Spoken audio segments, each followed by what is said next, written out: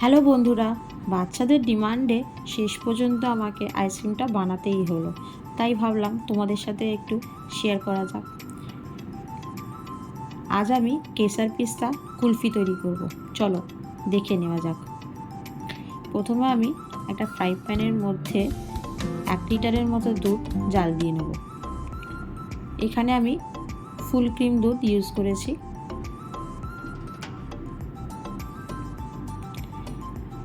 প্রায় এখানে 4 থেকে 5 চামচের মতো আমি চিনি দিয়ে দিচ্ছি। তোমরা যে যেমন মিষ্টি খাবে সে সেরকম মিষ্টি দিও। এখানে আমি অল্প করে এলাচ গুঁড়ো দিয়ে দিচ্ছি। এলাচ গুঁড়ো দিলে কিন্তু এর স্বাদটা কিন্তু অনেকটা বেড়ে যায়। আর কালারের জন্য আমি এখানে অল্প করে কেশর দিয়ে দিচ্ছি।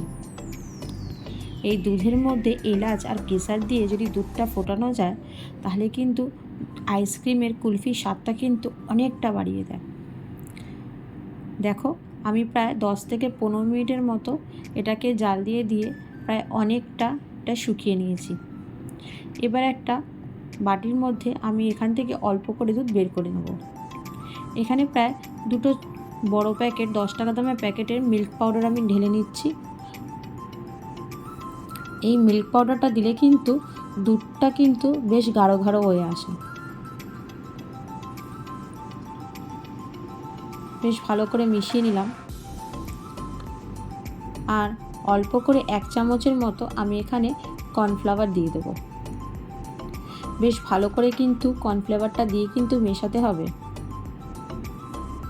দেখো, আমি এখানে বেশ ভালো করে মিশিয়ে নিচ্ছি। দেখো, আমার দুধটা কিন্তু বেশ ভালো ঘন হয়ে এসছে। জাল দিচ্ছি। গ্যাসের ফ্লেমটা কিন্তু এই সময়টা আস্তে করে দিতে হবে। আর স্লো ফ্লেমে আমাকে প্রায় কন্টিনিউ 5 মিনিটের মতো এটাকে নাড়িয়ে যেতে হবে, নাহলে কিন্তু নিচে কিন্তু লেগে যেতে পারে। আমি প্রায় কন্টিনিউ দেখো নাড়িয়ে এটাকে প্রায় শুকিয়ে নিচ্ছি। এর মধ্যে আমি কিছুটা ড্রাই ফ্রুটস দিয়ে দিলাম। দেখো কতটা দুধটা আমার ঘন হয়ে এসছে, আর কতটা দুধ ছিল আর কতটা জাল দিয়ে এটা শুকিয়ে গেছে।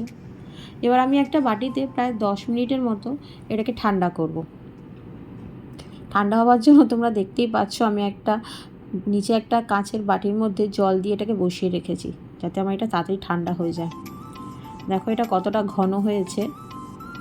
ঠান্ডা হয়ে গেছে বলে জিনিসটা আরেকটু ঘন হয়ে গেছে। এবার আমি একটা মিক্সার গ্রাইন্ডারের জারের মধ্যে এটি আমি ঢেলে নেব। এই মিক্সচারটা আমি ঢেলে নেবার পর এটা মিক্সিতে আমি 1 থেকে 2 বারের মতো একটু গ্রাইন্ড করে নেব। মিক্সিতে এটা করে নেওয়ার ফলে বেশ আরেকটু ক্রিমি ভাবটা চলে আসে এর মধ্যে। এর ফলে বাজারের যে আমরা কুলফি যেটা খাই তার স্বাদটা কিন্তু এর মধ্যে চলে আসে। এর মধ্যে আমি কুচনো পিস্তা দিয়ে দিচ্ছি, অল্প করে কাজু দিয়ে দিলাম, অল্প করে কিশমিশ দিয়ে দিলাম। এবার এই ড্রাই ফ্রুটসগুলো ভালো করে আমি মিশিয়ে নিয়ে একটা প্লাস্টিকের মোল্ডের মধ্যে আমি এটা সব কটাকে দিয়ে দেবো। দেখো, আমি এখানে আমার আইসক্রিমের মোল্ডের মধ্যে আমি এগুলোকে ঢেলে নিচ্ছি। দেখো, সব কটা আমার ঢালা হয়ে গেছে প্রায়। যেটা এক্সট্রা বেঁচেছে সেটা আমি পরে একটা অন্য কাজে লাগিয়ে নেব। এবার আমার কাছে যেহেতু ফয়েল পেপার নেই, আমি এখানে বাটার পেপার দিয়ে এর মুখটা সিল করে দিচ্ছি। দেখো, এটা আমি প্রায় 1 রাতের মতো আমি এটাকে ফ্রিজে রেখেছিলাম, ওভারনাইটের মতো। তোমরা পারলে 6 থেকে 7 ঘন্টা রাখলেও এটা কিন্তু জমে যাবে। দেখো, এটা খুলছি, পুরো শক্ত হয়ে জমে এসছে কিন্তু।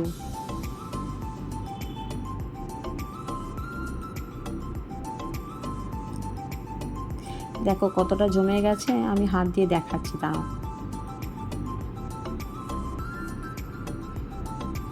এই দেখো, কুলফিটা প্রায় কতটা শক্ত হয়ে জমে গেছে। এটা কিন্তু এমনিভাবে বেরোচ্ছিল না। আমি কিন্তু এটাকে একটা বাটিতে জল নিয়ে কিছুক্ষণ ডুবিয়ে রেখেছিলাম, তারপর এটাকে বের করেছি। এবার ছোট ছোট করে আমি এটা কেটে নেব। অল্প করে ড্রাই ফ্রুটস দিয়ে আমি এটাকে গার্নিশ করে দেবো। এটা কাটতে কাটতেই মনে হচ্ছিল কখন এটা খাই। বাচ্চা থেকে বড় সবাই কিন্তু এই আইসক্রিমের জন্য কিন্তু পাগল হয়ে থাকে। যা গরম পড়েছে, একবারের জন্য হলো এই গরমে তোমরা এই কুলফি আইসক্রিমটি বানিয়ে দেখতে পারো। Just wow. আমার এই ভিডিওটা ভালো লাগলে অবশ্যই লাইক, শেয়ার আর কমেন্ট করতে ভুলো না। আর প্লিজ ভালো লাগলে অবশ্যই চ্যানেলটা সাবস্ক্রাইব করুন।